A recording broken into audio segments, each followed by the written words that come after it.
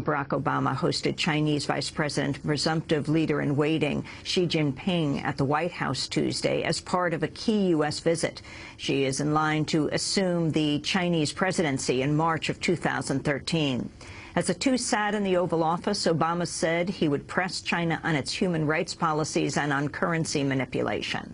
We want to work with China to make sure that everybody is working by the same rules of the road when it comes to the world economic system, and that includes ensuring that there is a balanced trade flow between not only the United States and China, but around the world. It also means that on critical issues like human rights, we will continue to emphasize what we believe is the importance of recognizing the aspirations and rights of all people. Outside the White House, hundreds of people rallied to protest China's treatment of Tibet, ethnic Uyghurs, and members of Falun Gong.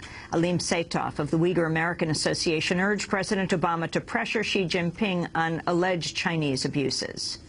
Our hope is that when President Obama and Vice President Joe Biden meet with Chinese Vice President Xi Jinping, would raise, in addition to other security and trade issues, would raise human rights issues, specifically in the case of Uyghur Muslims and Tibetan Buddhists, and in addition to the Chinese dissidents and lawyers who have been locked up and disappeared.